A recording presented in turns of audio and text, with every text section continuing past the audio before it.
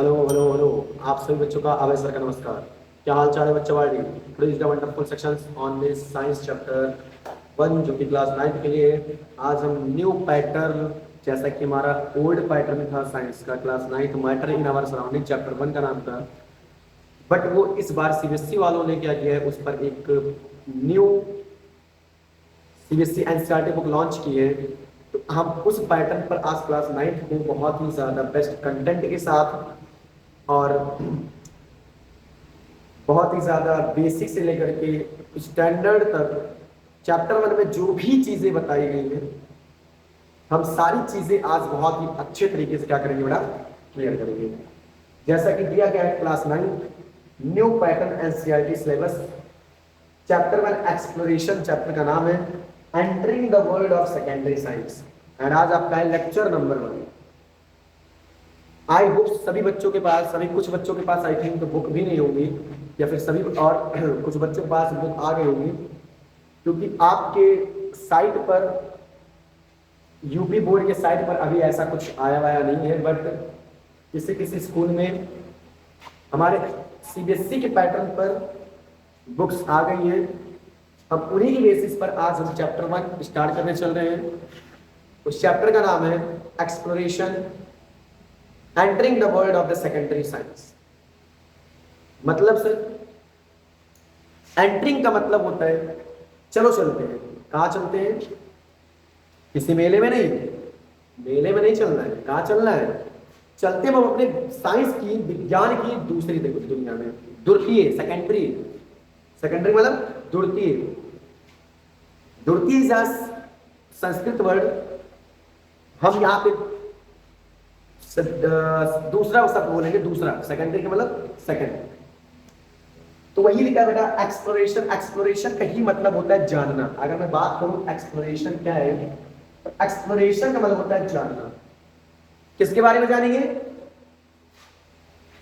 अपने बारे में थोड़ी ना बताना है। अब तो मैं सभी काफी बच्चे पहचानते होंगे। My name is Abhayraj Singh and what is your name बेटा? कई सारी स्टेट्स से आप लोग बिलोंग करते होंगे, पढ़ते होंगे चीजों। तो आई मुझे नाम तो सबका नहीं आइडिया है, तो सभी बच्चे अपना कमेंट में नाम लिखेंगे। और ज्यादा आपका समय ना लेते हुए हम इस लेक्चर को चलने स्टार्ट करते हैं। तो बेटा मैंने बताया क्या, एक्सप्लोरेशन का मतलब होता है जानना। एक्सप्लोरेशन का मतलब होता है बेटा जानना। आगे क्या बताया? Entering the world, entering the world of secondary science. Entering का मतलब चलो चलते हैं हम अपने विज्ञान की दूसरी दुनिया में। हम अपने विज्ञान के दूसरी दुनिया में, हमें साइंस क्या सिखाती है, कैसे विज्ञान में चीजों के बारे में जानकारी देती है, हम इन्हीं के बारे में आज क्या करके एक जीरो से लेकर के और एक स्टैंडर्ड लेवल तक एक कंटेंट के साथ हम क्या करेंगे, चीजों को सीखेंगे। आई होप मेरी सारी बातें आपको समझ में आ गई होंगी। तो ज्यादा ना समय लेते हुए आपका चैप्टर स्टार्ट करते हैं। चलिए टुडे आई विल स्टार्ट। और क्या करते हैं, सारे बच्चे बहुत ही ज्यादा मेहनत के साथ, कंसिस्टेंसी के साथ, ध्यान से, अपने फोकस के साथ, अपने गोल को याद करते हुए इस चैप्टर को बहुत डिटेल में मैं लेके जाऊंगा, बेसिक से लेकर के डिटेल तक। कोई भी चीजें छोड़ूंगा नहीं। क्यों? क्योंकि सीबीएसई का न्यू पैटर्न चैप्टर 1 है, जो कि इसमें बहुत सारे कंटेंट ऐसे हैं जो आपको एक हाई लेवल की चीजों को पढ़ाया जाता है। उन चीजों के बारे में आज चैप्टर 1 में हम क्या करेंगे, बहुत सारी चीजें सीखेंगे। जैसे कि पहला ही वर्ड आता है कि व्हाट इज साइंस। साइंस है क्या? आई होप काफी बच्चों को पता भी होगा और काफी बच्चों को नहीं भी पता होगा। तो चाहे पता हो और चाहे ना पता हो, हम तो बताएंगे। तो व्हाट इज साइंस है क्या? जिन बच्चों को पता है उसके बारे में थोड़ा सा कमेंट में बताएंगे। बट हमारा पहला क्वेश्चन ही होगा कि व्हाट इज साइंस। क्यों? क्योंकि चैप्टर का नाम ही एक्सप्लोरेशन, मतलब जानना। चलिए चलते हैं साइंस की सेकेंडरी दुनिया में, फोड़ते हैं धमाकेदार इस चैप्टर को बहुत ही ज्यादा बेस्ट कंटेंट के साथ। आ गए हैं आपके सामने अभय सर। सभी बच्चे हमें पहचानते भी होंगे। ज्यादा आपका समय न लेते हुए चैप्टर को स्टार्ट करते हैं। चलिए लेक्चर नंबर 1 स्टार्ट करते हैं। चैप्टर पहली हेडिंग है, पहली ही हेडिंग है कि व्हाट इज साइंस। पहली ही हेडिंग है कि sir what is science. What is science? What is science. What is science? Science है क्या? विज्ञान क्या है? साइंस के हिंदी में नहीं, विज्ञान। विज्ञान है क्या? अगर मैं बात करूं, science is the study of, किसके बारे में स्टडी करते हैं, पढ़ते हैं? अपने लिविंग थिंग्स और non living things in our surrounding. हमारे चारों तरफ जो भी एरिया होते हैं, हमारे चारों तरफ जो भी क्षेत्र होते हैं, हमारे चारों ओर जो भी चीजें हम देखते हैं अपनी आंखों से, विजुअलाइज करते हैं, उनके बारे में जानना, उनको ऑब्जर्व करना और उन पर ऑब्जर्व करने के बाद सभी बच्चों को पता है कि अगर जब हम कोई भी चीज ऑब्जर्व नहीं करेंगे तो उस पर हम एक्सपेरिमेंट कैसे करेंगे। तो साइंस हमें यही तो सिखाती है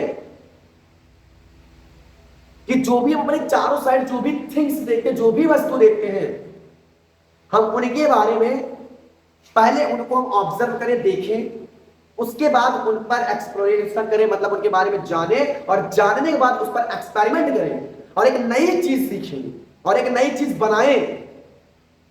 सब कुछ हमें क्या सिखाता है बेटा? साइंस। आई होप सभी बच्चों को अब साइंस समझ में आती होगी। चलिए फटाफट नोट कर लेते हैं, हमारे पास कंटेंट है जो नोट करते हैं। साइंस क्या है? Science is the process, sir, science is the process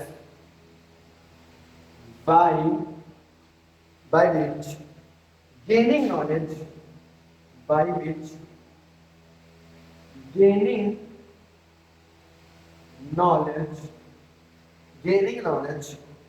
about the world,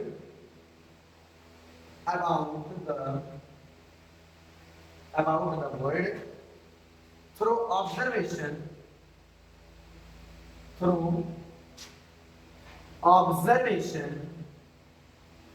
and experiment मैंने क्या लिखा? साइंस एक ऐसी प्रक्रिया है जो हमें नॉलेज को गेन कराती है। गेन का मतलब प्राप्त करना। जब हम कोई चीज नॉलेज प्राप्त करते हैं, और कैसे नॉलेज प्राप्त करते हैं? जब हम किसके माध्यम से? ऑब्जर्वेशन और एनवायरमेंटल। जब हम अपनी दुनिया में किसी भी चीज को हम ऑब्जर्व करते हैं और उसके बाद हम उस पर एक्सपेरिमेंट करते हैं, और उसके बाद जो हम ज्ञान प्राप्त करते हैं, जो हम अपना ज्ञान उस एक्सपेरिमेंट के थ्रू जो ज्ञान प्राप्त कर लेते हैं, वो हमारी क्या होती है सर? साइंस होती है। क्या यहाँ पे सारी चीजें क्लियर है? तो science is the process by which gaining knowledge. Science is the process by which gaining knowledge. किसके थ्रू? किसके knowledge? About the world through किसके through? Observation and experimental. Observation मतलब किसी चीज को ऑब्जर्व करना, देखना, उसके बाद उस पर एक्सपेरिमेंट करना, उसके बाद जो ज्ञान हम प्राप्त करते हैं वो आपकी क्या होती है बेटा? साइंस सिखाती है। क्या मेरी बात समझ में आई? हाँ, आई होप सभी बच्चों को हमें लगता है अब साइंस का मतलब पता चल गया। अगर मैं बात करूं तो एक चीज और लिख सकते हो sir, it is the study of, it is the, अब किस चीजों को विजुअलाइज करते हो sir? It is the study of living और नॉन लिविंग और non living things. Non living things भाई, कुछ चीजें लिविंग्स होती हैं, कुछ चीजें सर लिविंग्स होती हैं और कुछ चीजें सर नॉन लिविंग्स होती हैं। लिविंग में मतलब सर जिसके अंदर ऑक्सीजन का ट्रांसपोर्ट होता हो, ऑक्सीजन आदान प्रदान होता हो, जो चल लेते फिर लेते, मूवमेंट शो ऑफ करते हैं, खाते पीते, डाइजेशन करते हैं, अपना रिस्पायरेशन करते हैं ऑक्सीजन के थ्रू, चलते घूमते नाचते हैं, दौड़ते हैं, देखते हैं, पढ़ते हैं, लिखते हैं, सोते हैं, ये सारी जो एक्टिविटी हम करते हैं, फॉर एग्जाम्पल ये क्या है? आपकी लिविंग ही तो है भाई। हम क्या है? हम तो लिविंग ही तो है। Non living sir virus, fungus, हाँ वायरस, फंगस, ये सारी चीजें क्या है? नॉन लिविंग है। क्यों? क्योंकि जब तक इनके अंदर कोशिका नाम की चीजें नहीं, तो जब ये कोशिका के प्रेजेंस में आते हैं, जब ये कोशिका के प्रेजेंस में आते हैं, एक लिविंग थिंग्स के प्रेजेंस में आते हैं, तब ये अपना क्या करते हैं, कार्य सुचारू रूप से चालू करते हैं। बाकी ये नॉन लिविंग है, इनको आप क्या कर सकते हो, ना तो ये मूवमेंट शो ऑफ कर सकते हैं, ना तो ये कोई एक्टिविटी कर सकते हैं। तो सर कोरोना वायरस, अभी तो आपने वायरस का नाम लिया, तो कोरोना वायरस भी तो सर एक वो तो मूवमेंट शो ऑफ कर रहा था, मूवमेंट कर रहा था, लोगों इतने लोगों की डेथ हो रही थी, वो कैसे नॉन लिविंग हुआ?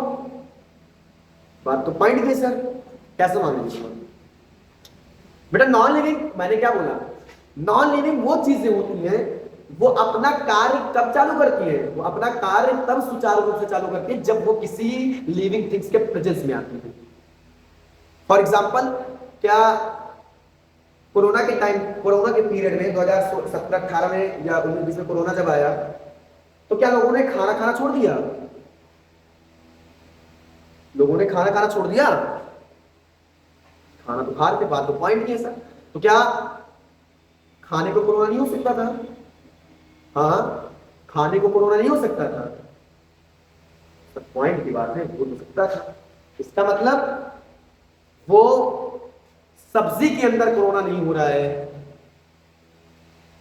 जिसपे आप लेटते हो उस पे कोरोना नहीं हो रहा है, बस कौन खत्म हो रहा था? लिविंग थिंग्स, इंसान मर रहा है उस टाइम पे। क्यों? इंसान क्या है सर? लिविंग है। और जब वो लिविंग के प्रेजेंस में आया, जब कोरोना एंटर किया, वही आज साइंस एक्सप्लोरेशन क्या कह रहा है, समझा रहा है कि जब आप एंटर करते हो किसी के अंदर, जब नॉन लिविंग चीज जब किसी लिविंग थिंग्स के अंदर प्रेजेंस में आती है, एंटर में आती है, तो वो अपना काम एक लिविंग जैसा शो ऑफ करना शुरू कर देती है, शुरुआत कर देती है। इसलिए कोरोना क्या कर रहा था, एक दूसरे के ऊपर डिफीटेड कर रहा था, इंसान क्या कर रहा था, मर रहा था। आई होप यहां तक सभी बच्चों को क्लियर होगा। ठीक है सर, बहुत अच्छा क्लियर हुआ। चलिए हम और आगे बढ़ते हैं। आपके ही फर्स्ट पेज पे, न्यू पैटर्न बुक में फर्स्ट पेज पे लिखा था कि व्हाट इज साइंस। तो science is the process bye gaining knowledge. और कैसे गेनिंग नॉलेज करोगे? जब अपने दुनिया में किसी भी चीज को, अपने सराउंडिंग एरिया में, मैं दुनिया की बात नहीं कर रहा हूँ, अपने दुनिया में फिर किसी भी सराउंडिंग, आप कहीं घूमने जाते हो या फिर कहीं घूमने गए, फिर नाना के यहाँ गए, दादा के यहाँ गए, इलाहाबाद गए, कहीं मतलब फॉर एग्जाम्पल एनीबडी, आप कहीं भी गए घूमने, जब आप किसी भी चीज को ऑब्जर्व करते हो और उस पर एक्सपेरिमेंट आकर के घर को उसके बारे में थिंकिंग करो, थिंकिंग बार सोचो, उस पर एक पैटर्न बनाओ, पैटर्न बनाने के बाद उस पर एक्सपेरिमेंट करो, एक आइडियाज लगाओ, एक आइडियाज सोचो, उसके बाद जो आप उसके बारे में कोई चीज नॉलेज प्राप्त करते हो ना, वो कुछ और नहीं, वो हमें क्या सिखाती है सर? साइंस हमें सिखाती है। मुझे लगता है सर बात अब तो पक्का समझ में आ गई साइंस होती क्या है। एक बच्चे को अगर समझ में आया हो तो लाइक और सब्सक्राइब आना चाहिए। सारे बच्चे कमेंट में लाल कलर का दिल बना देंगे, मैं समझ जाऊंगा कि हाँ बच्चों ने साइंस का मतलब तो समझ लिया। साइंस कुछ और नहीं है सर, साइंस एक ऐसी दुनिया, हमारी एक पूरी दुनिया ही है। हमारा विज्ञान, मैथ पढ़ते हैं, मैथमेटिक्स पढ़ते हैं, फिजिक्स पढ़ते हैं, केमिस्ट्री पढ़ते हैं, बायो पढ़ते हैं, हर एक चीज जो भी पढ़ते हैं वो कुछ और नहीं सर, ये साइंस ही तो है। अगर साइंस ना होती तो मैथ ना होता। कैसे कह सकते हैं सर? अभी आगे पढ़ाऊंगा, अभी भी आगे पढ़ाऊंगा साइंस का क्या रोल होता है हमारे मैथमेटिक्स में, अभी आगे समझाऊंगा। बस जस्ट अ वेट। इतना बात समझिए, साइंस आपको समझ में आई नहीं है। साइंस जब किसी भी चीज को अगर आपको ज्ञान प्राप्त करना है, और हाँ ऑब्जर्व करके, एक मैं लाइन लिखूंगा, अभी मैं एक लाइन लिखूंगा कि नोट पॉइंट में लिखिएगा, बहुत इंपॉर्टेंट लाइन है, नोट में आप लिखना कि science is not such about, science is not such about, science is not such about memorizing fact, memorizing facts। मैंने क्या लिखा बेटा? Science is not a such about memorising fact. आप किसी भी साइंस तब तक नहीं कह सकते हो कि मैं एक साइंस का एक विद्यार्थी या फिर एज अ टीचर हूं, मैं ये नहीं कह सकता तब तक, कब तक? जब तक आप उस पर किसी भी चीज के बारे में जान नहीं। फॉर एग्जाम्पल मैंने कहा सर फोटोसिंथेसिस क्या है, मैंने एक एग्जाम्पल लिया, फोटोसिंथेसिस क्या है? The plant make their own food are called photosynthesis. जो अपना पौधे अपना भोजन खुद से बना लेते हैं वही हमारे फोटोसिंथेसिस होते हैं। बस हो गया नहीं, ये साइंस थी।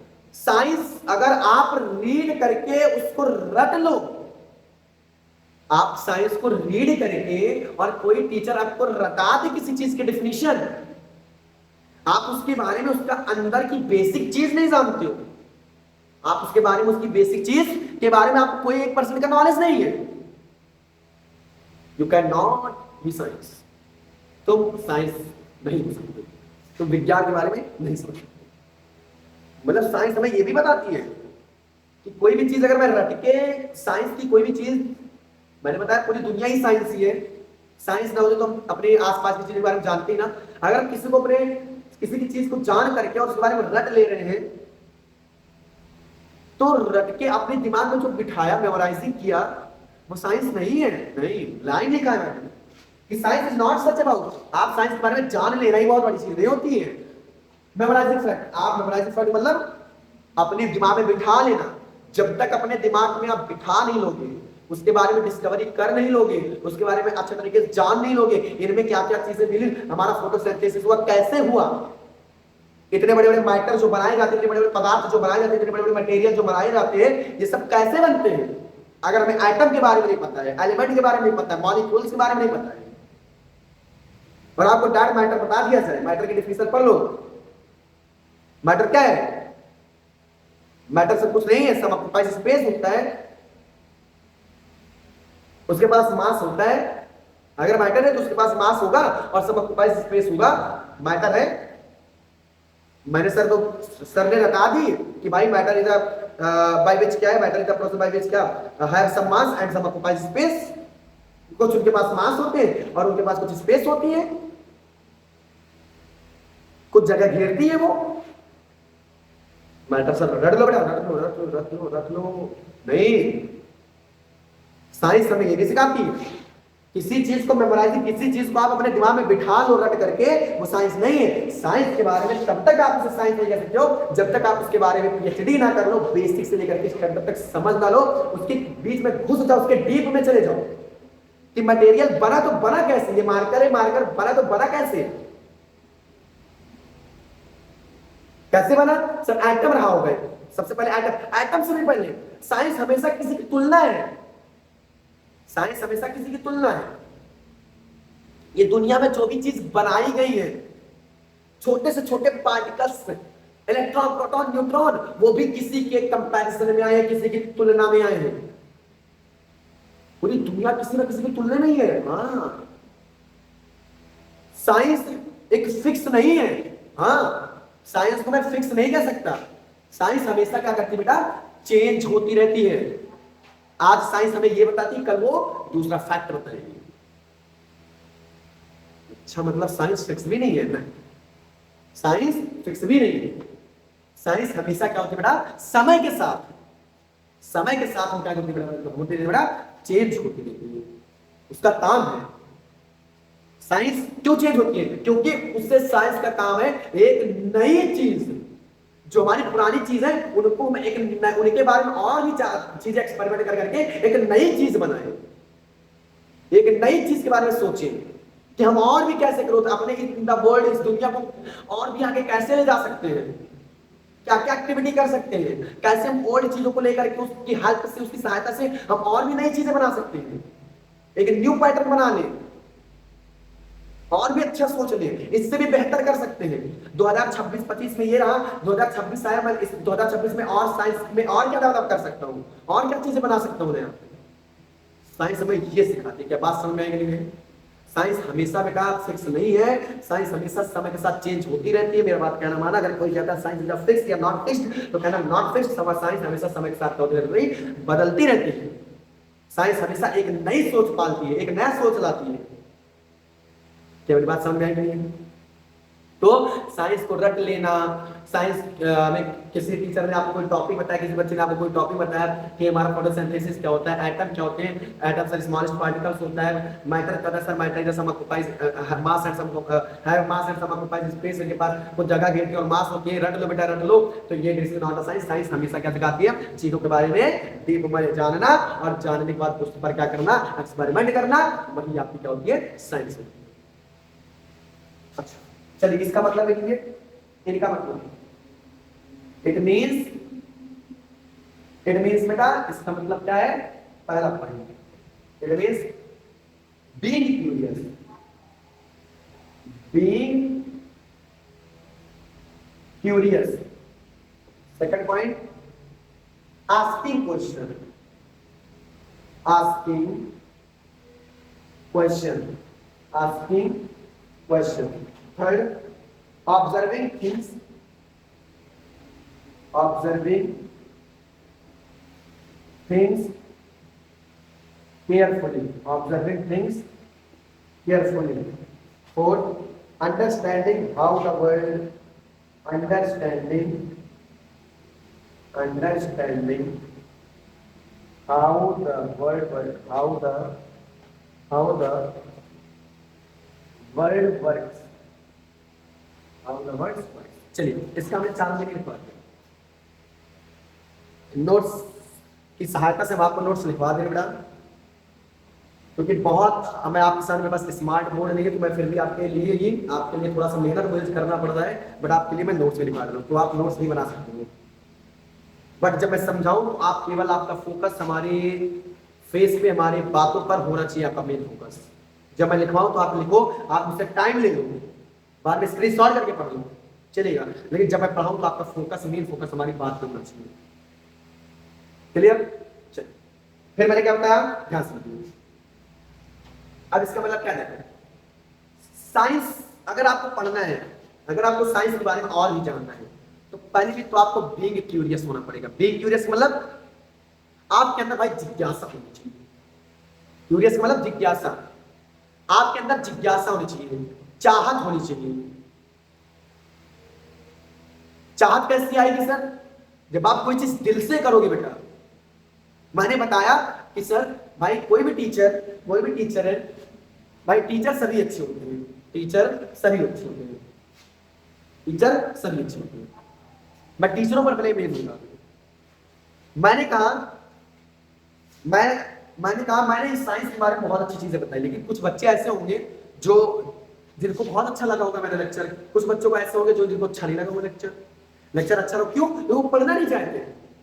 तो मैं टीचर के ब्लेम नहीं कर सकता, सभी टीचर अच्छे होते हैं, कुछ ज्यादा कुछ कम, कुछ 20%, कोई 80%, कोई थोड़ा बहुत फर्क होता है, बाकी टीचर सभी अच्छे होते हैं। मैंने क्या कहा, अगर आपको किसी चीज के बारे में जानना है, तो हमेशा पहले बीइंग क्यूरियस, आपके अंदर जिज्ञासा होनी चाहिए, आपके अंदर चाहत होनी चाहिए। मुझे ये करना है, तो उससे पहले आपको क्या होना चाहिए, क्यूरियस बनना पड़ेगा, चाहत होना पड़ेगा, जिज्ञासा होनी चाहिए आपके अंदर। सेकंड, साइंस में क्या सिखाते हैं, साइंस में कहा सेकंड पर्सन का आस्किंग क्वेश्चन। हमेशा अपने चारों साइड, अपने सराउंडिंग एरिया में, अपने चारों तरफ, चारों ओर किसी भी प्रकार की कोई भी चीज अगर आपको न्यू दिखती है, नई चीज दिखती है, या फिर इंदा कुछ भी दिखे आपको, आप साइंस हमेशा कहती है आप उस पर क्वेरी करिए, क्वेश्चन डालिए कि तभी आप उसका आंसर मिलेगा। हमेशा क्वेश्चन पूरा पढ़ना चाहिए। वाह, मतलब साइंस कितनी बढ़िया चीज होती है। हाँ, थर्ड में क्या कहा, ऑब्जर्विंग थिंग्स केयरफुली। और आप हमेशा किसी भी चीज को साधारण रूप से ऑब्जर्व करना चाहिए, हमेशा किसी ना किसी चीज के बारे में जरूर देखना चाहिए। ध्यान से देखिए उसको, कोई ऑब्जेक्ट रखा, अगर ये ऑब्जेक्ट कहीं पड़ा हुआ है, आप इसके बारे में अगर नहीं जानते उसको, तो आप इसके बारे में जानेंगे, आप इसको सबसे पहले क्या करिए, ऑब्जर्व करिए, सही से ऑब्जर्व करिए, है क्या, ऑब्जर्व करेंगे, इन पर एक आइडिया डालेंगे, एक पैटर्न बनाएंगे, एक सिंबल बनाएंगे, फिर एक्सपेरिमेंट करेंगे, तभी आपको क्या करेंगे, पता चलेगा।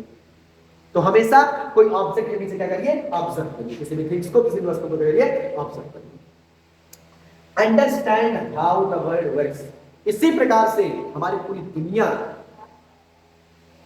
किस प्रकार से काम करती है, कैसे काम करती है, कैसे हमें इस दुनिया में काम करना है, उसके बारे में फिर हमें सबसे पहले क्या मतलब समझना होगा। भाई मैं आपको पढ़ा रहा हूं, ऐसा कोई गॉड, भगवान तो हूं नहीं, एज अ टीचर हूं। सभी टीचर होते हैं, कोई भगवान नहीं होता है। भाई मैंने पहले किसी भी टीचर से पढ़ा, उन चीज को अपने माइंड मेकिंग में बिठाया, साइंस तो यही सिखाती ना, अपने माइंड मेकिंग में बिठाया, और बिठा करके समझा चीजों को, और समझ करके तब आपको मैं क्या कर रहा हूं, पढ़ा रहा हूं। मेरी बात समझे नहीं समझे?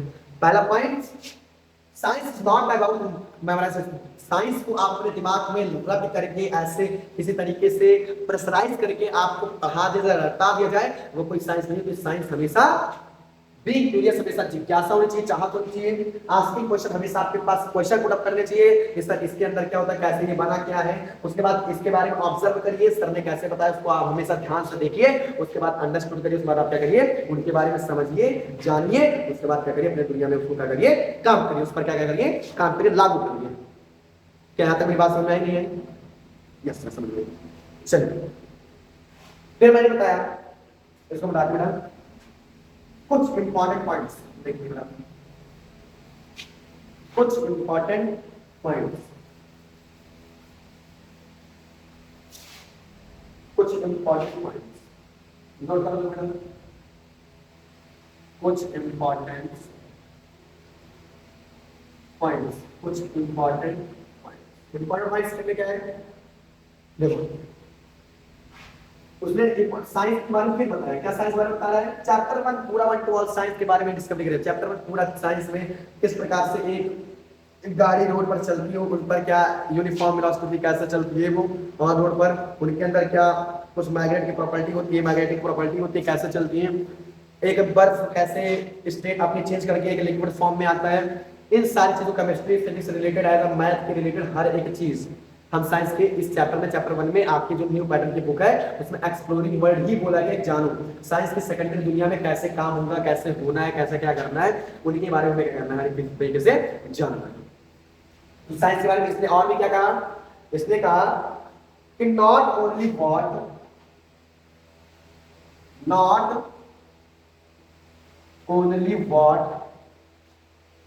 We know, but how we know it,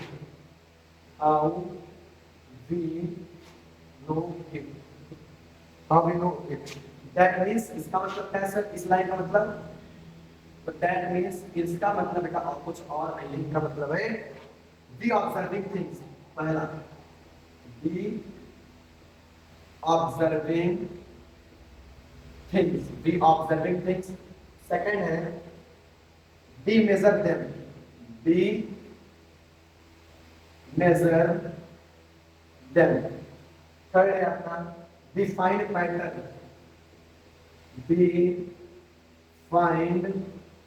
pattern, चौथा है we explain using symbol,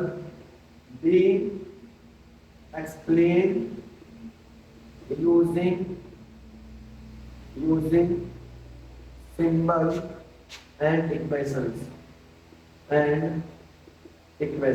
चलिए ध्यान से। अब ये क्या समझा रहे हैं, इन्होंने क्या समझा रहा? इन्होंने कहा अब साइंस के बारे में क्या बता रहा है, not only what we know, not नहीं केवल जो चीज हम जान लेते हैं ये जरूरी नहीं है। अगर हम किसी चीज के बारे में अगर जान भी लेते हैं, अब हमें पता चल गया कि सर फोटोसिंथेसिस क्या होता है, हमने इसके बारे में पढ़ा, हमने एटम के बारे में पढ़ा, हमने एलिमेंट के बारे में पढ़ा, हमने मॉलिक्यूल्स के बारे में पढ़ा। अब हमें किसी टीचर ने हमें इन सारी चीजों के बारे में क्या किया, पढ़ाया, हमने देखा है, क्लियर, हमने इनके बारे में क्या किया, पढ़ा। अब उसने आगे कहा बट लेकिन हाउ वी नो इट, ये कैसे होते हैं, कैसे काम करना है, कैसे हमने बताया बेटा ये जो मार्कर है ना ये क्या है, एक मैटर है। सर किससे मिलकर बना हुआ है? सर एटम से मिलकर बना हुआ है, छोटे छोटे एटम से मिलकर बने हुए हैं। अच्छा, मतलब ये एटम से मिलकर के बना हुआ है। हाँ, हम जानते हैं, हमने पढ़ लिया, हमें दिमाग में बैठ गया कि ये भी जरूरी नहीं है। ना ना ना ना सर, क्या मैं पढ़ा जाऊंगा यार, साइंस इतनी चीजें मैं सिखाती है। ध्यान से सुनिए, हमें एक वर्ड में कहा कि not only what we know, ये कैसे हुआ, कैसे हमने जाना, कैसे टीचरों ने हमें पढ़ाया, जान लेना ही बहुत जरूरी नहीं होती है हमें उस पर, लेकिन हाउ वी नो इट, कैसे उस पर काम करना है, हमें ये भी जानना जाता है, ये भी करना पड़ता है, तब आप साइंस कहलाओगे, तब आप विज्ञान के बारे में जानोगे। किसी के बताने से भी आप उस चीज को अपने दिमाग में बिठा लो, ये भी हद तक जरूरी नहीं है। आप जा करके उसके बारे में क्या करो, थिंकिंग करो, कैसे हुआ, how can we see it in our कैसे हुआ, कैसे काम करेगा, इन सब के बारे में जानकर तब वो आपका कहलाओगे साइंस। इसका मतलब मैंने लिखा है कि बी ऑब्जर्विंग थिंग्स। जब किसी टीचर ने बताया ये आपका मैटर है, एटम से मिलकर बना हुआ है, फिर भी आप जाकर एक बार क्या करो बेटा, इस पर वर्क करो, एक बार काम करो। अच्छा, इसको आप क्या करो, ध्यान से ऑब्जर्व। क्या करो बेटा, ऑब्जर्व। ऑब्जर्व करने के बाद आप इनको क्या करोगे, इनकी लेंथ नापोगे, कितना हुआ, इसकी लेंथ कितनी, लंबाई। और लेंथ और लंबाई जरा बताना किसका पार्ट है सर, मैथ का पार्ट हो कि नहीं हुआ, सोचिए। सबसे पहले साइंस ने हमें सिखाया, लिखा नहीं है सिखाया कि बी ऑब्जर्विंग थिंग। जब हम क्या करते हैं, किसी भी ऑब्जेक्ट को ऑब्जर्व करते देखते हैं, उसके बाद बी मेजर थे, उसके बाद हमें क्या करना चाहिए, उनको मेजर करना चाहिए, मापना चाहिए, नापना चाहिए किसी भी चीज को। उनकी लेंथ कितनी है, उनकी ब्रेथ कितनी है, उनकी हाइट कितनी है, हमें हर एक चीज इसके बारे में क्या करना चाहिए, मेजर करना चाहिए। फिर डिफाइंड पैटर्न, उसके बाद हमें सोचना चाहिए। और क्या सोचना चाहिए, डिफाइंड पैटर्न, पैटर्न में क्या था, कैसे ये बने थे। फॉर एग्जाम्पल जैसे आप साइंस में पढ़ते हो, एक पैटर्न, एक ऑर्गेनिज्म, हम जो ऑर्गेनिज्म, हम क्या एक ऑर्गेनिज्म है, एक जीव है, कैसे बने, इनका एक पैटर्न होता है। जैसे cell, tissue system, organ system, फिर एक ऑर्गेनिज्म बना। तो ये जो ऑर्गेनिज्म बनने से पहले तो ये 5 सिस्टम थे आपके, cell, tissue system, organ system, ये 5 चीज मिला करके तब एक जीव बना। तो डिफाइंड पैटर्न, अगर ये एक मैटर बना है तो कैसे बना है, इसके बारे में हम क्या करेंगे, ऑब्जर्व करेंगे, मेजर करेंगे, उसके बाद इस पर एक पैटर्न सोचेंगे कैसे बना ये। फिर उसके बाद we explain using symbol and क्या इक्वेशन। उसके बाद हम क्या करेंगे, किसी भी सिंबल के तहत, किसी भी इक्वेशन के तहत हम क्या करेंगे, इसके बारे में एक्सप्लेन करेंगे। फॉर एग्जांपल सिंबल का नाम क्यों यहाँ पे लिया गया बेटा, हर जगह पे आप किसी भी लॉन्ग चीजों को आप एक सॉल्ट चीजों में एक सिंबल के तहत आप समझा देते हो। फॉर एग्जांपल मैंने कहा लाइक कर देना भाई, मैंने एक एग्जांपल दिया, लाइक कर देना, आजकल बहुत चला है लाइक कर देना। बच्चे क्या करते हो आप लोग, एक थंब आता है, डिसलाइक कर देना बच्चे, कर दे तो डिसलाइक, मतलब एक थंब। अब डिसलाइक की स्पेलिंग और लाइक की स्पेलिंग 4 अक्षर लिखने से 6 अक्षर लिखने से अच्छा क्या, एक थंब पर क्लिक कर दो, हो गया। एक सिंबल के तहत आप समझा रहे हो उनको, सर बात एकदम समझ में आ रही है। तो हमें किसी भी ऑब्जेक्ट को अगर काम करना है किसी भी ऑब्जेक्ट पर, तो आप अगर आपके पास ये मैटर आपको दिखा, कोई एक मैटर दिखा, तो आप सबसे पहले इसको क्या करो बेटा, ऑब्जर्व करो। फिर इनको मेजर करो, कितने इनके अंदर कितना मास है, कितनी लंबाई है, कितनी लेंथ है, कितनी ब्रेथ है, कितनी हाइट है, ये मेजर करो बेटा। उसके बाद आपको मैंने क्या बताया, डिफाइंड पैटर्न। उसके बाद इनके बारे में पैटर्न बनाओ, एक श्रृंखला बनाओ, एक सोच बनाओ, कैसे ये मिलकर के बने हुए हैं ये बनाओ। उसके बाद फिर आप क्या करो, एक्सप्लेन, उसके बाद इनके बारे में बताओ किसके तहत बेटा, एक सिंबल की हेल्प ऑफ द सिंबल की सहायता से और इक्वेशन की सहायता से आप इनको क्या करिए, एक्सप्लेन करिए। क्या बात समझ में आई कि नहीं आई, बात समझ में आई कि नहीं आई, सर चलिए थैंक यू। अब चलते हैं एक एग्जांपल को समझाने, एक एग्जांपल की हेल्प से क्या समझाते हैं, एक एग्जांपल की हेल्प से सर क्या समझाओगे। मैंने कहा यू कैन सी आइज, जब तुम एक बर्फ को देखते हो यू कैन सी आइज, मैंने एक एग्जांपल समझाया, यू कैन सी। अभी जो 4 चीज मैंने समझाई इसमें भी एक हेल्प लूंगा, यू कैन सी आइज, तुमने आइस को देखा, एक एग्जांपल मैंने लिया है, यू कैन सी आइस, तुम किसको देख रहे हो, आइस को। बर्फ है क्या सर, एक मैटर है, मैटर को आपने क्या किया, सी देखा, देखने का मतलब ऑब्जर्व किया कि नहीं किया, वाह मतलब समझ गया, मतलब एक प्रकार का ये क्या हुआ सर, ऑब्जर्वेशन किया नहीं किया, बहुत अच्छे से। मतलब जब मैंने आइस को देखा तो सबसे पहले उस पर क्या किया, ऑब्जर्व किया,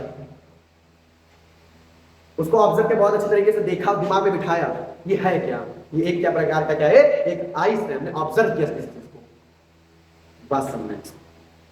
तो आपने क्या ऑब्जर्व किया, जिस ऑब्जर्वेशन में आपने क्या दिया, देखा कि आइस क्या होता है बड़ा, बिकम मेल्ट टू वाटर।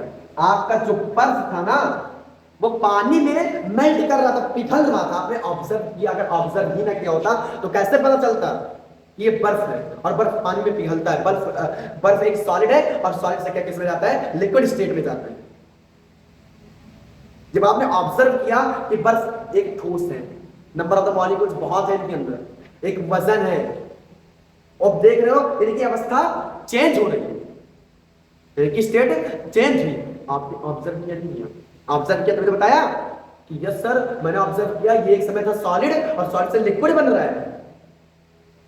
अब जरा बताना, ऑब्जर्व करके क्या आप काम कर सकते हो? ऑब्जर्व करके आप क्या आंसर निकाल सकते हो? मैंने क्या बताया, नहीं। आपको क्या करना पड़ेगा? सभी बच्चे बताएंगे कमेंट में, क्या करना पड़ेगा? यस सर एक्सपेरिमेंट करना पड़ेगा, आइडिया सोचना पड़ेगा। एक्सपेरिमेंट क्या लिखो बेटा? एक्सपेरिमेंट। एक्सपेरिमेंट का मतलब एक्सप्लोरेशन। क्या? एक्सप्लोरेशन मतलब क्या? एक्सप्लोरेशन। आपने क्या जाना? आइस कैसे मेल्ट हो रही थी? Because due to heat. Because due to heat. क्योंकि किसके कारण? क्योंकि उसको क्या रही थी?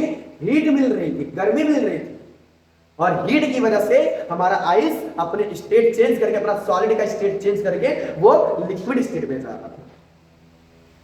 कैसा लगा एग्जांपल के तहत?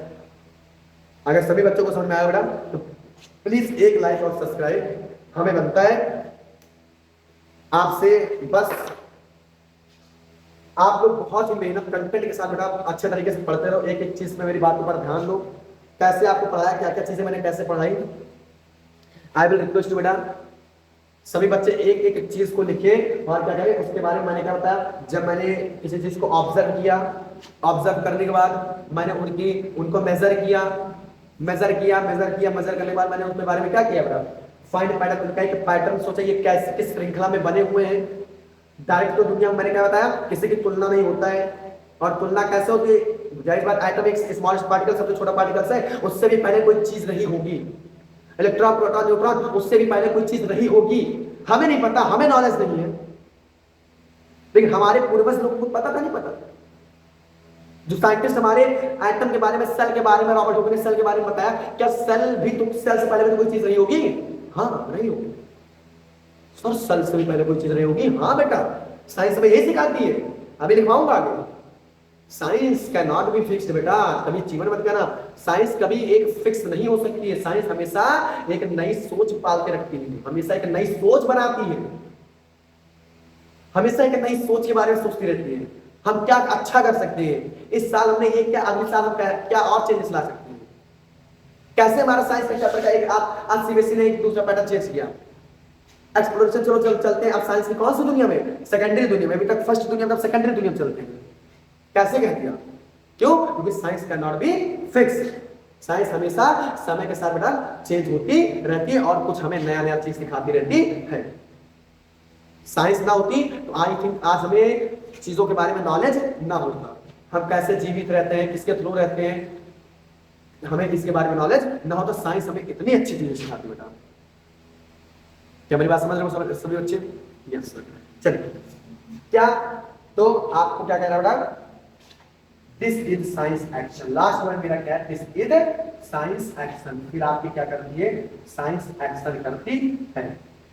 इतना प्रोसेस आपको होने बाद तो आपका साइंस क्या करता है? इस पर एक्शन लेता है, कार्य करता है। इसी प्रकार से हमारा साइंस विज्ञान क्या करता है? कार्य लेता है। आई होप यहां तक किसी भी बच्चे को किसी भी प्रकार की डाउट नहीं होनी चाहिए। चलिए नोट कर बेटा, फटाफट नोट करिए।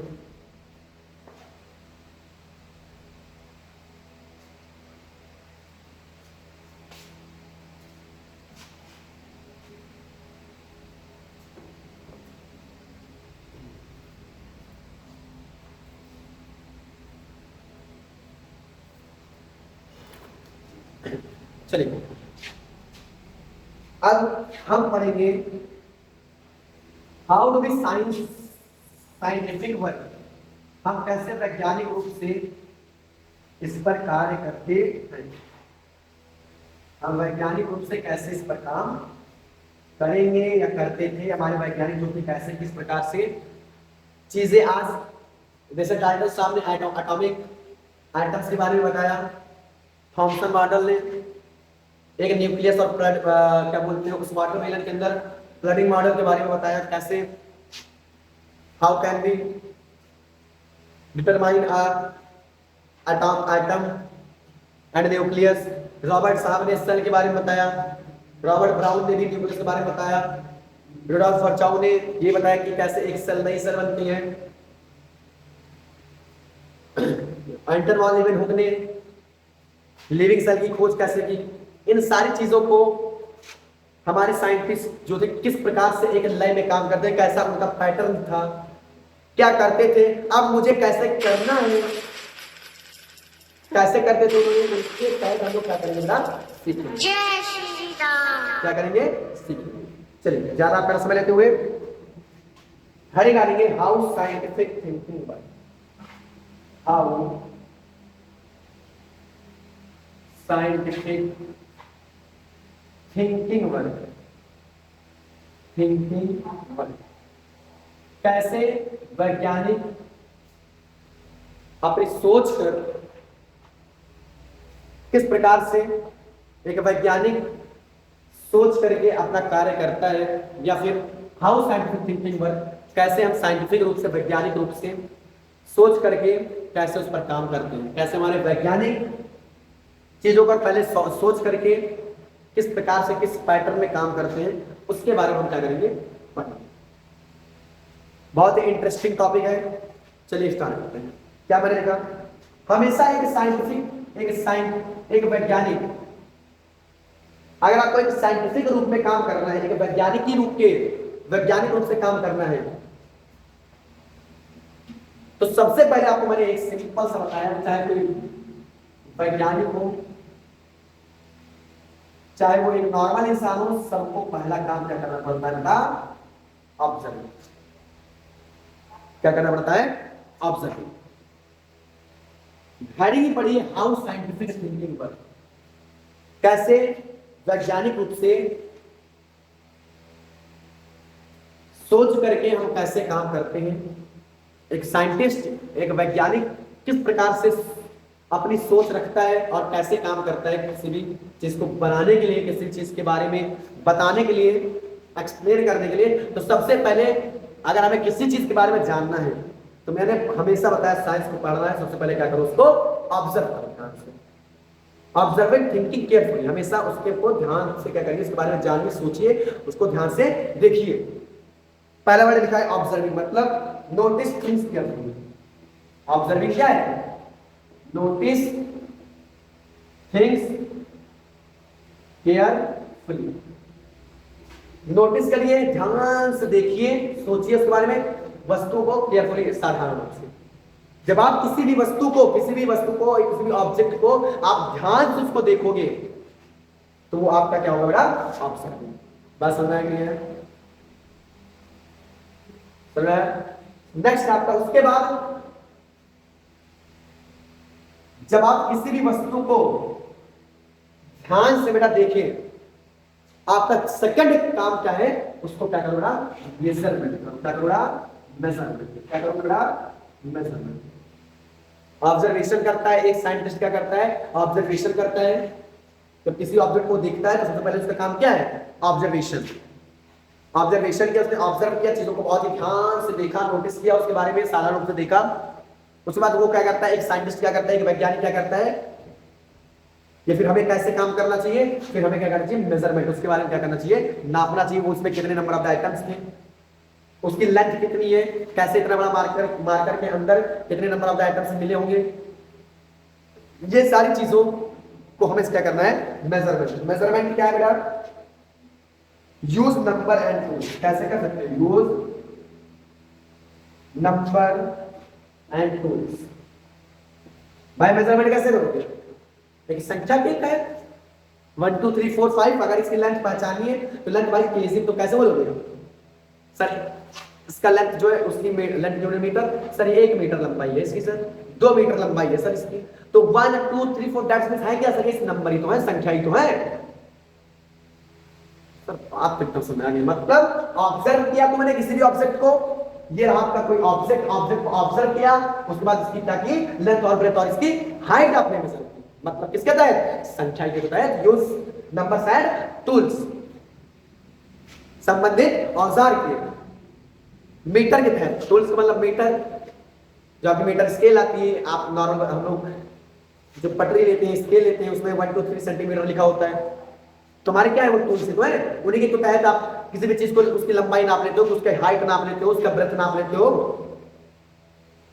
बात समझ गए? तो ऑब्जर्व किया, उसके बारे में आप क्या करोगे, मेजरमेंट करोगे। थर्ड, अब मैंने क्या बताया, थर्ड आपने उसके बारे में क्या करोगे,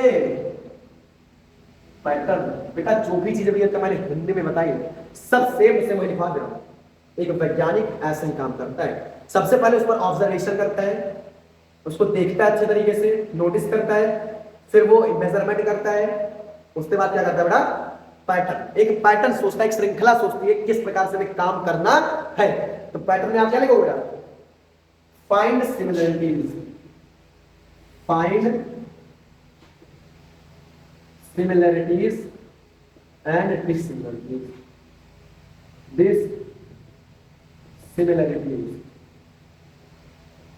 उसने क्या कहा, पैटर्न में क्या करोगे आप, एक पैटर्न मतलब एक श्रृंखला बनाने के लिए आप जो सेम टू सेम मिले, भाई सेम टू सेम मिले। जैसे फॉर एग्जांपल हमारे पास कोई एक मैटर है, हमारे पास कोई इतने मैटर है, हमें नहीं, ये हमारा क्या है, एक मैटर, क्या है, सारे मैटर है। अब हमें इसको ऑब्जर्व किया, इसको हमने क्या किया, ऑब्जर्व किया, हमें देखने लगा सर ये ऑब्जर्व करने के बाद मैंने जब ध्यान से देखा उसमें सर नंबर ऑफ द क्या है सर, क्या बोलते सर, मार्कर है, मार्कर है। फिर ध्यान से मैंने देखा मार्कर है, मेजरमेंट किया, मेजरमेंट सर कितने मार्कर है, 1 2 3 4 5 6 7, 7 मार्कर से एक पदार्थ बना हुआ है। ये फॉर एग्जाम्पल एक मैटर है, 7 markers use a number and tools. Sir 7 marker से हमारा क्या है, एक मैटर बना हुआ है। मेजरमेंट किया कि नहीं किया। अब एक पैटर्न बनाएंगे, कैसे मैं इनको पैटर्न में रखूं, किस पैटर्न में, अगर कुछ सिमिलरिटीज मिल जाए और कुछ डिससिमिलरिटीज मिल जाए तो मैं उनको सिमिलरिटीज को एक तरफ कर लूं और रख लूं और डिससिमिलरिटीज को एक तरफ रख लूं। साइंटिस्ट हमारा ऐसे तो काम करता है, तब तो एक नई नई चीजें को हमारी साइंस एक नई नई चीजें बना देता है, कितनी बड़ी बड़ी चीज बना देता है। सिमिलरिटीज के लिए मैंने ये 2 ब्लैक मार्कर, 3 ब्लैक मार्कर, 4 5, ये 5 ब्लैक मार्कर मेरे एक जैसे दिखे और 2 मार्कर मुझे डिफरेंट दिखे, मैं इनको एक साइड रख लूंगा और इनको एक साइड रख लूंगा। बात समझने के लिए समझे, अगर समझ में आए तो एक लाइक ठोक दीजिए कमेंट में। ठीक है, बात समझ मतलब सर फाइंड सिमिलरिटीज एंड डिससिमिलरिटीज। अब सर का आगे कैसे वर्क होता है, कैसे एक साइंटिस्ट अपना वर्क करता है आगे सोच करके। चौथा काम इसका एक्सप्लेनेशन, क्या करेगा वो, एक्सप्लेनेशन। जब एक्सप्लेनेशन, जब उसको इतनी कॉमन चीजें उसने ऑब्जर्व किया, मेजरमेंट किया, पैटर्न किया, अब वो क्या करेगा, इसके बारे में एक्सप्लेन करेगा, बताएगा, दर्शाएगा कि हैं क्या ये सारी चीजें, इस बारे में थोड़ा बहुत एक्सप्लेन करेगा कि जो चीजें हमें मिली सिमिलरिटीज में और डिससिमिलरिटीज में, ये सर ये सारे ब्लैक मार्कर थे सर और वो सारे ब्लू मार्कर थे, ब्लैक मार्क से हमारा ये कंपोनेंट बना था और ब्लू मार्कर से हमारा ये कंपोनेंट बना था। यही डिससिमिलरिटीज हमारी क्या करती है, हमारी इस मैटर को क्या करती है, डिस्टर्ब कर रही थी। यही चीज अब क्या करेगा वो इंसान, एक साइंटिस्ट क्या करता है, एक्सप्लेन करता है हमें इस डिससिमिलरिटीज चीजों को बाहर करके कैसे एक सिमिलर बनाना है, कैसे हम अपने पदार्थ को, कैसे कंपोनेंट को हम सही रख सकते हैं, इसके बारे में क्या करेगा वो एक्सप्लेन करेगा। बात समझने के लिए तो एक्सप्लेन में क्या लिखो बेटा, यूज लॉजिक फॉर्मूला, क्या लिखो बेटा, यूज लॉजिक फॉर्मूला। तो किसी भी फॉर्मूला के तहत आप उस पर एक लॉजिक लगाओगे, एक दिमाग लगाओगे, उसके बारे में क्या करोगे, एक एक्सप्लेन करोगे। सर बहुत अच्छा तरीके से समझ में आया। उसके बाद आप क्या लिखो बेटा, फिर एक साइंटिस्ट लास्ट में उसका काम होता है टेस्टिंग आइडियाज, क्या लिखोगे बेटा, टेस्टिंग आइडियाज। उसके बाद वो जब चीजों को फॉर्मूला के तहत, जब एक लॉजिक बना लेता है, एक सोच बना लेता है, अब वो इंसान क्या करता है, अपना आइडिया, अपना काम क्या करना होता है, थोड़ा सा शुरू कर देता है। तो आइडियाज में क्या लिखो बेटा, चेक इज करेक्ट, क्या लिखो बेटा, check is correct, check is correct, क्या ये सही होगा या फिर नहीं होगा। मतलब साइंटिस्ट जब काम करने चलता है वैज्ञानिक रूप से, अगर किसी बारे में सोचता है और सोच करके उस पर अगर कोई काम करता है ना, तो वो सबसे पहले हमारा साइंटिस्ट या एक नॉर्मल पर्सन कैसे कोई नई चीज बनाता है, जब वो 5 चीजें क्या करता है, इन 5 चीजों से गुजरता है, तब कहीं वो क्या करता है, एक नया कंपोनेंट क्या करता है बेटा, बनाता है। बस मैंने किसी भी ऑब्जेक्ट को देखा, ऑब्जर्व किया, फिर मेजरमेंट करना पड़ता है, मेजर करने के बाद एक्सप्लेनेशन करना, वो पैटर्न बनाना पड़ता है, पैटर्न के बाद एक्सप्लेनेशन, इसके बाद टेस्टिंग आ रही है, उसके बाद फिर खुद ही वो क्या करता है, एक आइडिया के तहत एक आइडिया लेकर के वो क्या करता है, अपना काम करता है। उसमें क्या सही मिलता है, उसको क्या मिलता है, गलत मिलता है। सही मिला एक तरफ, गलत मिला एक तरफ, फिर उसके बारे में क्या करता है, आइडिया करता है। क्या इतनी बात समझ में नहीं है? जैसे एक एग्जांपल, जैसे आप फिर से एग्जांपल लिख सकते हैं, आप एक एग्जांपल का थोड़ा समझा देना। एग्जांपल क्या लिखा है, plant growing towards sunlight, plant growing towards sunlight. मैंने कहा मुझे नहीं पता, मैंने देखा कि सनलाइट की वजह से हमारा पेड़ क्या हो जाता है, बेंड। सूर्य की वजह से, सूर्य की किरण की वजह से हमारा पेड़ क्या हो जाता है, उसी की ओर क्या हो जाता है, टुवर्ड्स की ओर, सनलाइट की किरण की ओर ही हमारा प्लांट क्या हो जाता है, हमारा पेड़ क्या होता है, उसी तरफ बेंड हो जाता है, मुड़ जाता है। हमने देखा, अब देखने के बाद क्या देखने पर छोड़ देंगे, काम हो गया? क्या साइंस नहीं सिखाती है? नहीं, हमें ऑब्जर्वेशन करके एक्सपेरिमेंट, एक आइडिया तक लेके जाना है, काम करना है उस पर, तब हम एक वैज्ञानिक, एक साइंस, एक विज्ञान कहलाएंगे। बात तो समझ आ गई? मतलब अब हम ऑब्जर्व क्या करेंगे, ऑब्जर्वेशन में क्या लिखेंगे, हाँ सर, प्लांट जो है ना वो क्या करते हैं, बेड्स बोलते हैं। प्लांट क्या करते हैं, ऑब्जर्व किया, देखा, क्या ऑब्जर्व किया कि प्लांट क्या कर रहे थे, सनलाइट की ओर, सूर्य की किरण की ओर क्या कर रहे थे, वो मुड़ रहे थे। बात समझ में? अब क्या ऑब्जर्व किया कि हाँ प्लांट वाकई में मुड़ रहे थे सनलाइट की ओर, क्या बस कैसे मुड़ रहे थे इस बारे में काम नहीं करना है, क्या काम करना है? अब हम एक्सपेरिमेंट करेंगे। कैसे एक्सपेरिमेंट करेंगे, एक्सपेरिमेंट कैसे करेंगे बेटा, एक्सपेरिमेंट या फिर एक क्या आइडियाज, कैसे आइडियाज देंगे बेटा, क्या करेंगे, प्लांट नीड सनलाइट। प्लांट को, पौधों को एक सूर्य की किरण की आवश्यकता होती है, प्लांट को सूर्य की किरण की आवश्यकता होती है। उसने देखा, एक आइडिया सोचा कि अगर प्लांट को हमारे घर सूर्य की किरण नहीं मिलेगी तो हमारा प्लांट क्या हो जाएगा बेटा, मुड़ जाएगा, प्लांट हमारा खराब हो जाएगा। इतना तो समझना है। तो उसने जब टेस्ट किया, उसने क्या टेस्ट किया, जब टेस्ट किस पर किया, उसने टेस्ट कैसे किया, कीप प्लांट in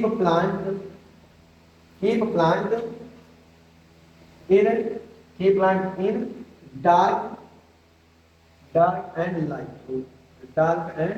light। इंसान ने क्या किया, अब एक साइंटिस्ट कैसे किया, पहले साइंटिस्ट ने क्या, प्लांट को देखा कि यार एक जो ये पौधा है ना, ये कैसे देखो, सनलाइट की ओर जिधर सूर्य की किरण आ रही है उधर मुड़ चुका है। फिर साइंटिस्ट क्या किया, उसको ऑब्जर्व किया, जब ध्यान से देखा तो कहा हाँ यार वाकई में हमें लग रहा है, चाहे जिससे किसी भी पेड़ को देखो, चाहे जो कोई पेड़ हो, किसी भी तरीके का वृक्ष हो या फिर पौधा हो, वो जिधर सूर्य की किरणें आती है उधर ही वो बेंड हो जाता है। ऑब्जर्व किया, फिर उसने क्या किया, उसने थोड़ा सा आइडिया सोचा, कैसे, उसने थोड़ा सा आइडिया लगाया, दिमाग लगाया कि यार आओ एक बार काम करते हैं। उसने क्या किया, प्लांट नीड सनलाइट। उन्होंने क्या किया, प्लांट को लगा, उसको आइडिया ये आया, उसके दिमाग में ये आइडिया आया, ये सोचाई कि हमें लगता है प्लांट को सनलाइट की आवश्यकता होती है, सूर्य की किरण की आवश्यकता होती है। कहा चलो से एक्सपेरिमेंट करके देखते हैं क्या वाकई में होती है कि नहीं होती है। तो उसने क्या किया, एक डार्क रूम में और एक लाइट के रूम में क्या करके उसने पौधों को रख दिया, और जब रख दिया तो उसका फाइनल आंसर क्या आया। अब वो करेक्ट है कि नॉट करेक्ट, दोनों में से एक तो मिलेगा ही। देखा, हाँ जो प्लांट हमारे सनलाइट के कंपैरिजन में था, वो प्लांट ग्रो कर रहा था, जिंदा था, और जो देखा डार्क रूम में जिसको सनलाइट नहीं मिल रही थी, धूप जब नहीं मिल रही थी, वो क्या था, वो पेड़ मुरझा गया, खराब हो गया। लेकिन अगर वो ऑब्जर्व करके प्लांट को देखा ऑब्जर्व करके कि सनलाइट की वजह से सनलाइट देखा और ऑब्जर्व करके वो अगर छोड़ देता उसी पे काम ना करता तो क्या हमें पता चलता कि हमें प्लांट को सूर्य की रोशनी की आवश्यकता होती है, सूर्य किरण की आवश्यकता होती है। हमें पता चला फोटोसिंथेसिस प्रोसेस कैसे होता है, 6CO2 plus 6H2O in the form present in the sunlight and chlorophyll, then after form क्या ग्लूकोज एंड ऑक्सीजन एनर्जी। अगर हमें ये प्रोसेस ना पता होती, हम छोड़ दिए होते प्लांट को ऐसे ही छोड़ दिए होते, अगर हमारे साइंटिस्ट इनके बारे में ना बताए होते तो क्या हम चीजों के बारे में जानते हैं कि प्लांट को इस चीज क्या हो सकती है। तो हमें ऑब्जर्व से लेकर के एक्सपेरिमेंट, एक आइडिया हमेशा कुछ ना कुछ सोचना चाहिए, हमेशा एक कुछ ना कुछ क्वेरी जरूर करनी चाहिए। अगर ये सारी चीज, ये सारे पैटर्न हम अपने अपनाते हैं तो समझिए आप क्या करते हो, सही तरीके से साइंस का चयन करते हो, सही तरीके से साइंस को क्या करते हो, बड़ा अच्छे तरीके से पढ़ते हो। साइंस को रट लेना, साइंस को रट लेना, साइंस को किसी प्रेशराइज की वजह से उसको पढ़ लेना, दिमाग में बिठा लेना, उसके बारे में बेसिक आइडिया आपको है ही नहीं, आप साइंस नहीं पढ़ रहे हो बेटा, आप साइंस के साथ क्या कर रहे हो, खिलवाड़ कर रहे हो। ये कोई साइंस नहीं है। साइंस हमेशा कहती है कि हमें हमेशा क्वेश्चन पुट अप करो, एक नई चीजों के बारे में जानो और हमेशा नई चीज के बारे में क्या करते रहो बेटा, सोचते रहो हम क्या क्या चेंजेस ला सकते हैं। क्योंकि साइंस खुद ही कहती है आई एम नॉट फिक्स, मैं फिक्स नहीं हूं, मुझे कोई भी बदल सकता है। बस आप क्वेरी तो करो, जानो तो, आइडिया तो लाओ, एक्सपेरिमेंट करके कुछ बनाओ तो साइंस ऑटोमेटिक चेंज हो जाएगी। अच्छा, लास्ट में वर्ड लिखवा के जाऊंगा, science is not a fix. हमेशा एक न्यू आइडिया, एक नया आइडिया हमेशा बनाता रहता है, हमेशा सोच बनाता रहता है। साइंस इतनी अच्छी चीज होती है। क्या मेरी बात समझ में आई कि नहीं आई? ठीक है सर, चलते हैं नेचर ऑफ साइंस। अब साइंस का नेचर, अब आ गया nature, nature of science, nature of बेटा साइंस। चल खड़े कर लिए, नेचर ऑफ साइंस, हमारे विज्ञान का नेचर कैसा है। नेचर ऑफ साइंस, हमारे विज्ञान का नेचर कैसा, स्वभाव कैसा है, हमारे साइंस का स्वभाव कैसा है। इसी में लिखवाएंगे साइंस का स्वभाव कैसा होता है, साइंस हमेशा क्या सोचता है, साइंस हमेशा क्या चीजें बताता है। हमें ऑब्जर्वेशन करके एक्सपेरिमेंट कर लेना, तभी हमें एक नई आइडिया ले पाल लेना, तब कहीं हम एक साइंस के बारे में अच्छे तरीके से पढ़ पाते हैं, वही साइंस होती है। इसलिए कहा जाता है कोई बच्चा 12th में हो, कोई बच्चा 4th में हो, अगर 4th की क्लास पढ़ाई जा रही हो तभी 12th वाले बच्चों को ध्यान से सुनना चाहिए। क्यों? क्योंकि बेसिक ही आपको साइंस क्या करती है, बेसिक से लेकर के स्टैंडर्ड तक सारी चीजों को क्या करती है, सिखाती है। क्लास 12th में पढ़ रहे हो, आपको फोटोसिंथेसिस नहीं आती, क्लास 12th में पढ़ो, आपको सेल के बारे में नहीं पता। एक क्लास 4th का बच्चा, एक क्लास 6th का बच्चा आकर के सेल और फोटोसिंथेसिस के बारे में बता दे, आपको कैसा लगेगा? बेटा साइंस हमेशा एक छोटी से लेकर के छोटी से छोटी चीज कर करके एक बड़ी चीज, जो आप सेल पढ़ते हो क्लास 6-7 में, सेल पढ़ते हो, सेल का एक टॉपिक पढ़ते हो, वो जाकर के क्लास 12 में एक चैप्टर का नाम पढ़ जाता है, the fundamental unit of life, एक चैप्टर का नाम पढ़ जाता है। अगर आपको सेल के बारे में पता नहीं तो आप क्लास 12 में आकर के उसके सेल के बारे में दोबारा आपको बेसिक चीज पढ़ाई जाएगी, सिलेबस कंटेंट कब खत्म होगा। इसलिए कहा जाता है हमेशा साइंस, हमेशा छोटी से बेसिक से, अगर आपको साइंस के बारे में बेसिक नॉलेज नहीं है तो आप कभी भी साइंस के बारे में कभी कुछ अच्छा नहीं कर सकते। How can not be possible, ये मैं नहीं कह रहा हूं, ये हमेशा हमें बुक सिखाती है, हमारी साइंस सिखाती है। क्या मेरी बात समझे नहीं समझे यहां तक? चलिए तो अब चलने पड़ते हैं हमारे विज्ञान का स्वभाव कैसा होता है। हमारा विज्ञान क्या हमारे बारे में गलत सोचता है? नहीं, अभी तक इतनी सारी चीजें पढ़ी, इतनी अच्छी चीजें हमें सिखाया। तो चलिए कैसा स्वभाव मैडम, हमेशा ऑलवेज साइंस, हमेशा nature of science always change, पहला ही बढ़ा। कितनी बढ़िया चीज बताइए, साइंस हमेशा परिवर्तन चाहता है, हमेशा साइंस हमेशा कहता है भाई तू ऑब्जर्व कर किसी ऑब्जेक्ट को और तुम उस पर एक्सपेरिमेंट कर, एक नया आइडिया सोच और कोई एक नई चीज बना, अगर वो सही होती है और या फेलियर होती है फिर भी आपका नाम मैं डालूंगा, आपका नाम आएगा। ट्राई तो कर, एक नया आइडिया तो ला। अच्छा, मतलब ऑलवेज से नहीं, हमेशा साइंस परिवर्तन चाहता है। हमेशा बना चाहता है, मतलब पास्ट में। सेकंड चीज, बेस्ड ऑन एविडेंस, और बेस्ड ऑन एविडेंस, एविडेंस मतलब एक प्रकार से आप कह सकते हो प्रूफ। अगर आपको परिवर्तन लाना भी है किसी चीज में, किसी चीज में परिवर्तन लाना है, तो आपके पास एक एविडेंस होना चाहिए, एक एविडेंस के आधार पर, एक प्रमाणित के आधार पर कि मैं ये काम करने चल रहा हूं। अगर मैं किसी चीज के बारे में बनाने चल रहा हूं, किसी चीज को साइंस के अंदर परिवर्तन कोई चीज लाने चल रहा हूं, तो आपके पास उससे पहले उसका प्रमाण होना चाहिए कि आप किस तरीके से, किस आइडिया से आप इस चीज को क्या कर रहे हो, छेड़खानी कर रहे हो और नई चीज बनाने चल रहे हो। मतलब आप साइंस को ऐसा आसानी तरीके से नहीं कि किसी भी चीज की कोई भी ऑब्जेक्ट लाइए और उसके बारे में फालतू की चीजें डिस्कवरी कर दीजिए, ऐसा आपका नहीं। साइंस के बारे में हमेशा आपके पास एविडेंस होना चाहिए, हमेशा क्या होना चाहिए, प्रमाण होना चाहिए, तभी आप साइंस के अंदर क्या करोगे। बट साइंस को हमेशा चाहिए बड़ा परिवर्तन, मुझे हमेशा कोई ना कोई चीज करता रहे, परिवर्तित होता रहे, कोई नई नई चीज हम सीखते रहे, हमारे आने वाले बच्चे हमेशा कोई ना कोई नई नई चीज सीखते रहे। लेकिन कब, जब आपके पास एविडेंस होना चाहिए, प्रमाण होना चाहिए कि मैं इस एविडेंस के, इस प्रूफ की, इस प्रमाणित मैं देता हूं, मैं प्रमाण करता हूं कि इसकी वजह से मेरे पास एक ऐसा एविडेंस, एक ऐसा प्रमाण है कि मैं इसकी वजह से मैं क्या कर रहा हूं, ये मैं काम करने चल रहा हूं। हमारे पास एक रजिस्ट्रेशन होना चाहिए, एक प्रमाण होना चाहिए।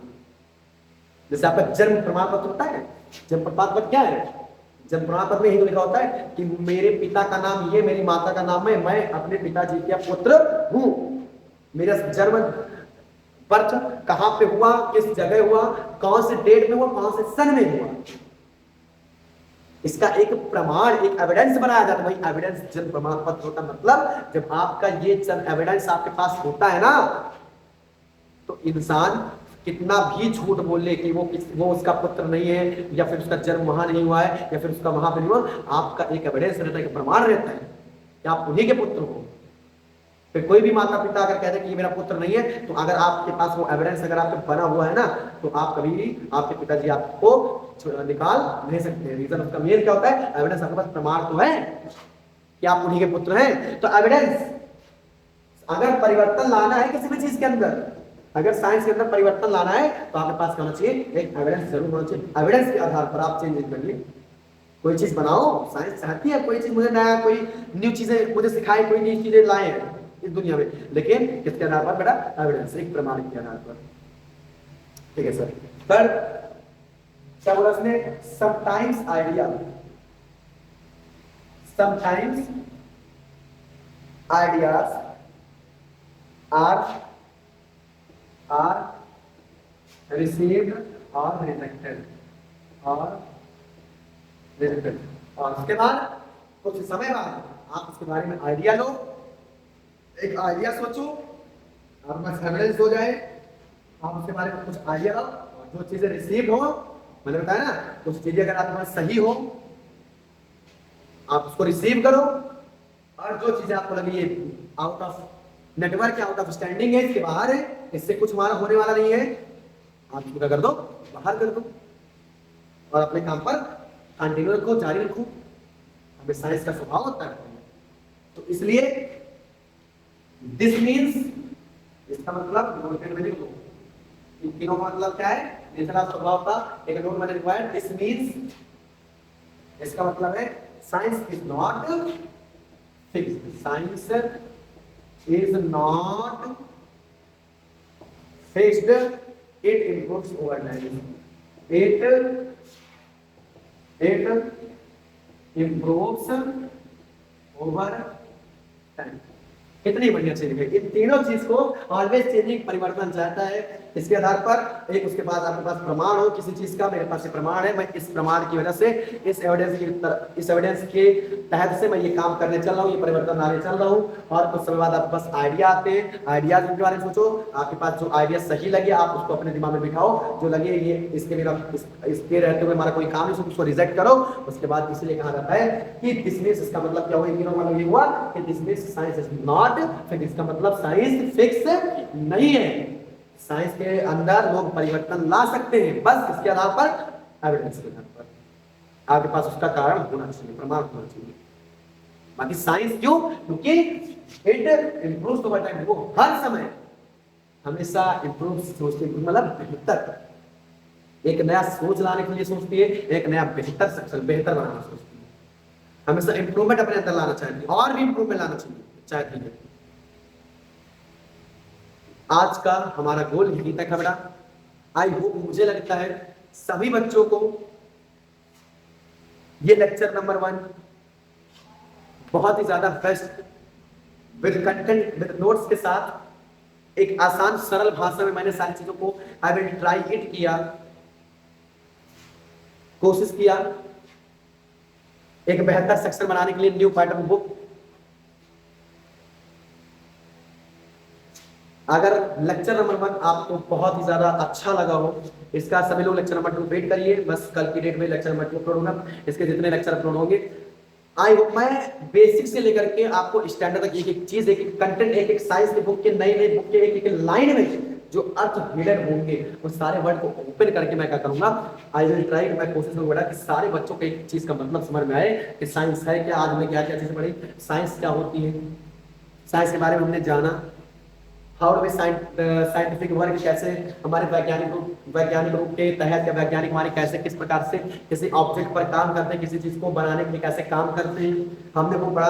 फिर हमने पढ़ा साइंस का स्वभाव क्या है, कैसा साइंस हमें चाहता क्या है, साइंस हमेशा अपने अंदर क्या चेंजेस लाना चाहता है, क्या परिवर्तन लाना चाहता है। तो साइंस हमेशा कहता है मुझे भाई परिवर्तन, मेरे अंदर परिवर्तन करो, बस इसके एक प्रमाण पे, एविडेंस पे, और मैं कभी फिक्स नहीं हूं, ना ही रहूंगा। क्यों? क्योंकि वो हमेशा अपने अंदर क्या चाहता है, इंप्रूवमेंट चाहता है।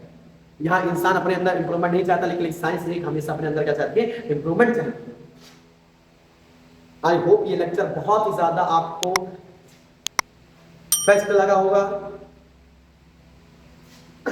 अगर ये लेक्चर आपको बहुत ही अच्छा लगा बेटा, तो ये आप लोगों से बस इतना ही चाहूंगा, सभी बच्चे एक लाल दिल से और थैंक को लिखेंगे कमेंट सेक्शन में। मिलते हैं एक नए जोश के साथ, एक बेस्ट कंसिस्टेंसी के साथ, एक नए जोश के साथ सेकंड नंबर लेक्चर में मिलते हैं। Tata bye bye, thank you, आप सभी बच्चों को हमें सर का नमस्कार।